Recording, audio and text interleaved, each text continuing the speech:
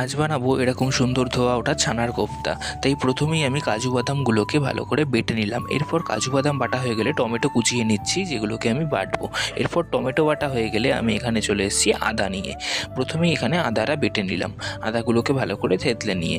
তারপর এখানে বেটে নিচ্ছি কাঁচা লঙ্কা। কাঁচা লঙ্কা বাটা হয়ে গেলে এখানে গোটা গরম মশলাগুলো আমি বেটে নিলাম। তারপর বসে গেছি আলু ছাড়াতে, আর আলুগুলোকে এরকমভাবে টুকরো করে নিতে হবে। এরপর এই যে হলো ছানা, যেটা দিয়ে আজকে কোফতা বানাবো, এটাকে ভালো করে চটকে মেখে নিতে হবে। তারপর তার মধ্যে দিতে হবে অল্প একটু ময়দা, আমুল দুধ, পরিমাণ মতো আদা আর লঙ্কা বাটা, লবণ, হলুদ, জিরে গুঁড়ো আর সাথে লঙ্কার গুঁড়ো। এই মশলাগুলো দিয়ে ভালো করে চটকে ডো বানিয়ে নিতে হবে। তারপর এইরকম বলের আকারে করে এই কোফতাগুলোকে লো ফ্লেমে ডিপ ফ্রাই করে নিতে হবে।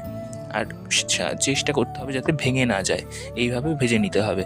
তারপর আলুগুলোকে ভেজে নিয়ে ওই একই তেলে টমেটো বাটাটা আর গোটা গরম মশলা আর জিরে ফোড়ন দিয়ে ভালো করে নেড়ে এই আদা আর লঙ্কা বাটার মধ্যে বিভিন্ন মশলা, লঙ্কার গুঁড়ো, হলুদ গুঁড়ো, নুন দিয়ে ওর মধ্যে দিয়ে দিতে হবে। তারপর দিতে হবে কাজু বাদাম বাটাটা দিয়ে ভালো করে কষিয়ে আলুগুলো ছেড়ে দিতে হবে।